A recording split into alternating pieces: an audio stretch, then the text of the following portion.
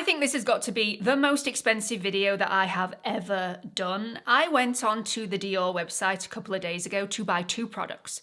Just 2.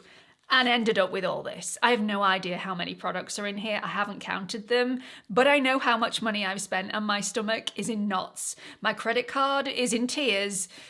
But I'm really excited to get some of this on my face today. It was like a snowballing effect when I figured out that there was lots of new things that I hadn't tried, rather than just the 2 that I initially went on the website to buy. And yeah, I just wanted to try everything, so we are. There's only one product in here that I feel like my brain railroaded me into buying for the purpose of this video. So I'll mention that when we get to it, but let's get straight on with it. If you are new here, hi, my name's Gemma. I upload lots of beauty content on this channel. And if you are enjoying what you're watching at any point in this video, I'd love it if you would consider clicking on the like button, the subscribe button, and the notification bell. If you are a returning viewer, if you have already hit that subscribe button, I love you. Hi, welcome back. So I was going to start by applying my Dior Forever Glow Star Filter, which if you have been a regular to my channel for a while, you will know is my ultimate ride or die glowy primer. I just think it is so unique and beautiful and very, very elegant. However, I do have the new foundation stick from Dior to try today, and I want you to get a proper picture of what the foundation stick looks like on its own, rather than with the star filter on underneath it. I think that would be probably more helpful for you, so that's the way I'm going to do it. Instead, I've put the Rare Beauty Pore Diffusing Primer on, which again is my other ride or die primer of the moment. So we're going to start with eyes. This is the product that I feel my brain railroaded me into buying. I probably wouldn't have bought it had I not been doing this video, but the color story is absolutely delicious. There are 4 mattes in here, and the rest of them are very muted metallic sparkles. You don't see a lot of glitter in this palette. It is a lot softer than a full-on glitter shadow. So I'm hoping they're going to look incredibly elegant. I'm going to go into this top matte shade first and create a bit more of a crease. The reason I love these Dior palettes so much is not just because the formulas and the textures are so stupendously good, but you get a lot of choice within a very small palette. This is travel friendly, and each and every shade goes with each and every shade. The color stories are incredibly well thought out, which takes out the time, the effort, and the thought process about your eyeshadow look, which sometimes I need. I know I could close my eyes, point at 3 different shadows, and know that regardless of which shadows I've pointed at, my eye look is going to look beautiful. Now, I picked up 2 shades of the contour stick, totally unnecessary, and by telling you this, I'm hoping that you will not make the same mistake as me. I like to put my contour on top of foundation, but I also like to put my contour underneath foundation. So when I'm putting contour underneath foundation, I generally opt for something that's slightly deeper, so it still pokes through. It's still more subtle, but it does poke through because it's a deep shade. And I had a look on the website at the shade range and thought shade 3 looked like my usual shade for underneath foundation. I was wrong. It is way too deep. I mean, it is seriously deep. The shade 1, if you are my skin twin, then that will do for underneath and over the top. It is beautiful, and look at the packaging. Look at that. It is just divine. So I generally like to contour my forehead. Can you see how that looks slightly deeper than the actual contour shade? Actually, does it? Am I imagining it? I might be imagining it. Anyway, so we're going to go straight in with the foundation stick. If you see, the foundation stick is in glossy packaging. Side by side, they do look similar, but again, one is matte, the contour stick, one is glossy, the foundation stick. So you can easily find these in your makeup bag and differentiate between the 2, which I think is very, very clever. So I've gone for the shade 1N. I will put the shade range on the screen for you now so you can see. In different foundations, I am different shades with Dior, which it's a little bit frustrating, but this one is definitely the correct shade for me. It glides on like butter, but it does not feel oily. Now I'm just gonna do around my brows first and in between my brows, because that is the difficult area. I don't want anything interfering with my brows that are already done. It's so easy to blend this out. It's effortless. You can do this with your fingers or with a brush. I have great success with my fingers. I also have great success with a brush. So if you know me well, you will know I will always opt for a brush rather than using my fingers. But if you don't have a brush to hand, you are totally fine with this product. Look how easy it is to tap in. I'm literally just tapping my brush on my skin and it is doing all of the work for me and smoothing everything. Look how beautiful my skin looks. It's giving coverage, but it's looking like skin. It's not looking like a mask at all. So just looking at my cheek and my chin area, let's just see the difference. This is the side with product.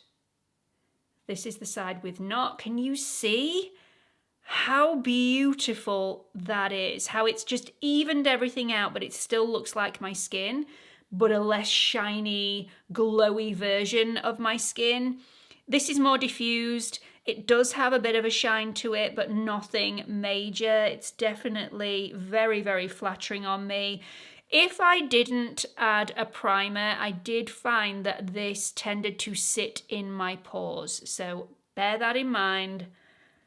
That may be something you want to get if you don't own a primer already and you're considering buying this foundation stick, but I just think it's glorious. So as you can see, I do add quite a bit because I want that level of coverage, but it is very, very easy to shear this out. If you're wanting less coverage, this is very, very versatile. You can basically get what you want from this foundation. I just think this is such a triumph from Dior. Incredibly easy, especially if you've got really sensitive skin and you don't like really rubbing with your fingers or rubbing with a brush.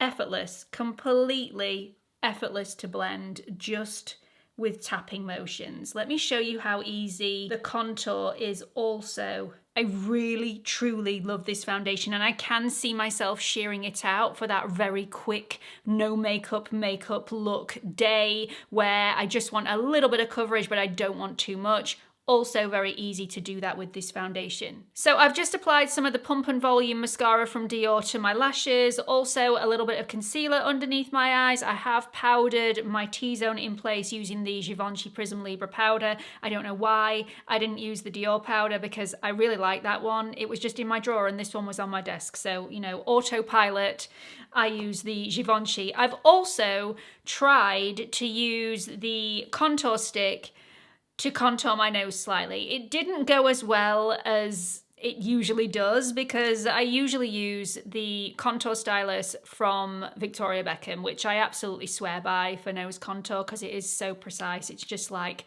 drawing on the contour with a tiny little pen, whereas you can't really do that with a huge stick, so I've had to go in with a brush, which is more cumbersome for me. So this, although I absolutely love it, I will use it for cheek contour and forehead contour. Just gonna finish off this eye look and grab some of the first shade we used in the crease and just run that just on that outer quarter of my eye, just to add a little bit more depth, a little bit more lift. Very easy, quick and simple to do. But then I have a new product. This is the Dior Show Stylo waterproof creamy eyeliner pen, and you need to see the shade that I've opted for. It is a goldy color that's quite, I would say, a neutral gold. It's not overly yellowy or golden, but it's also not on that champagne spectrum either. I'm going to put this right in the middle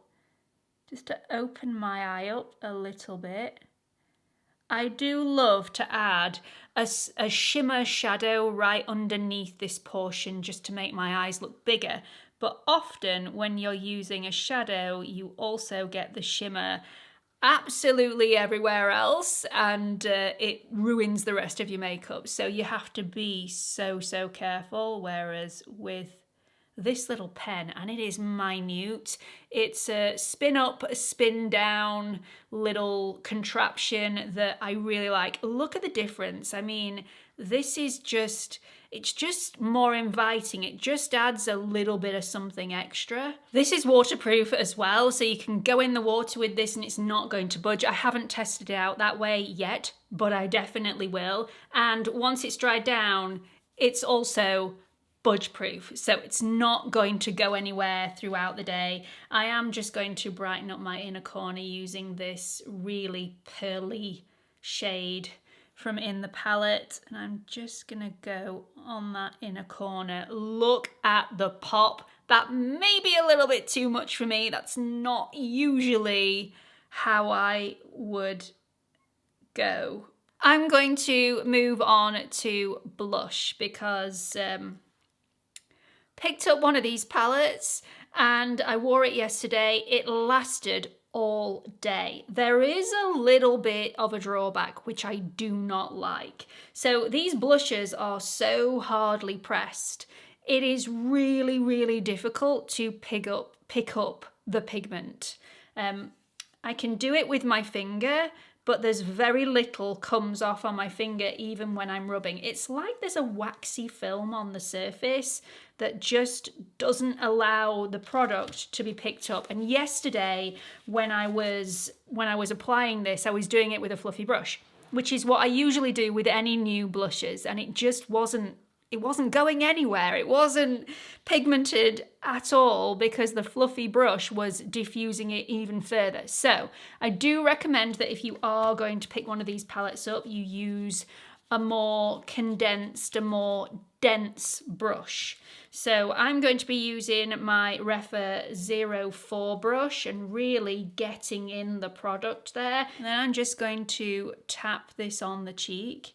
Can you see? There's hardly any pigmentation transferring to the cheeks. I've gone over this with a tissue. I've wiped it just to see whether there is a film on the top, but this seems to be the running thing with these Dior palettes. Very similar to the Chanel limited edition blush and highlight palettes. I've found those to be really hardly pressed as well, and quite difficult to transfer the pigment to the skin. But the more dense the brush, the better the payoff and the less you're going to be swirling over your skin, because yesterday my cheek started to get a little bit sore with how much I was having to press the large fluffy brush on my skin because it was just taking so long. But if you like a subtle blush, these are going to be the products for you, because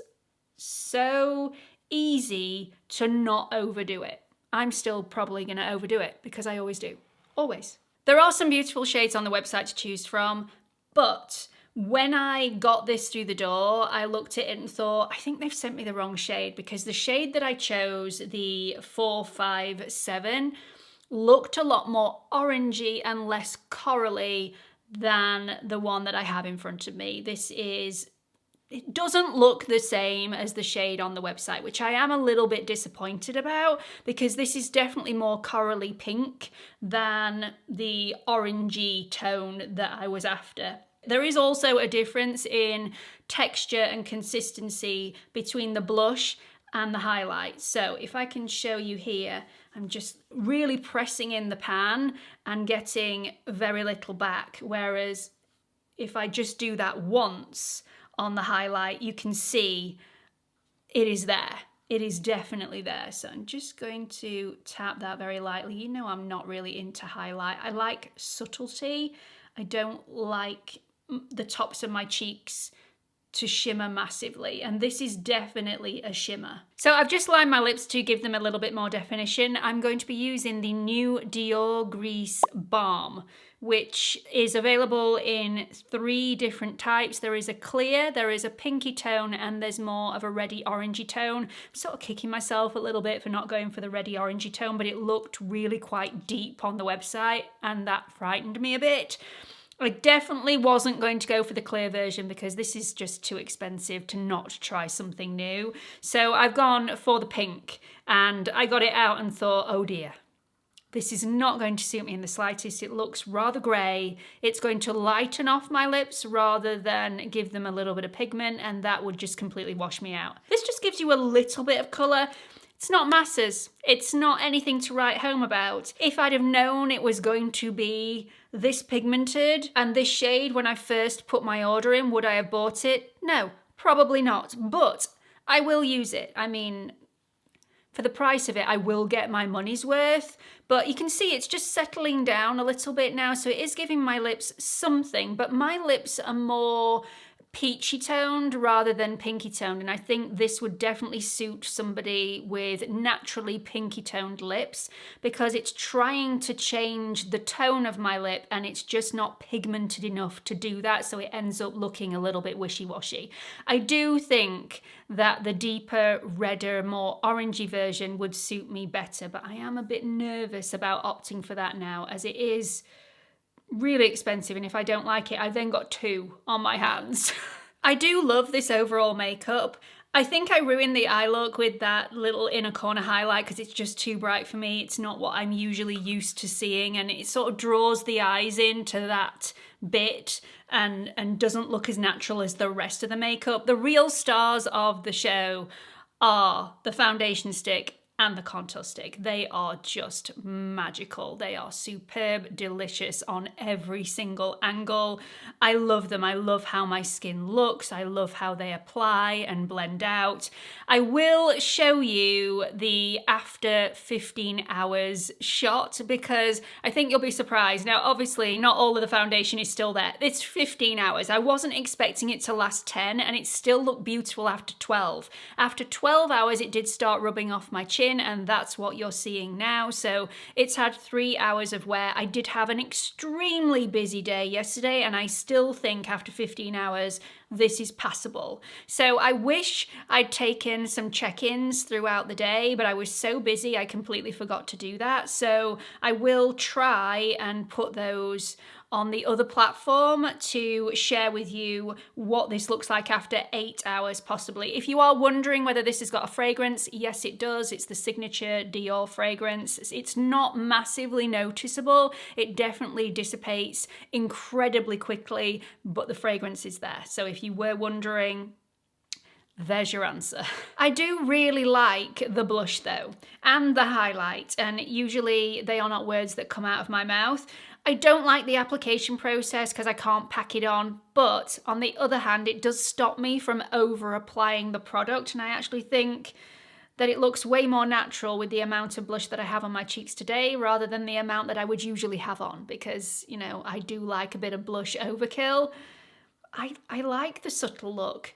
Who knew I would ever say that sentence? That is just not something that I would usually say, but I do really like it. I really hope you've enjoyed this video. I hope you found it helpful. Please let me know what you've thought about it in the comments section. Also, please don't forget to like and subscribe, and hope to see you all in the next one. Bye everyone.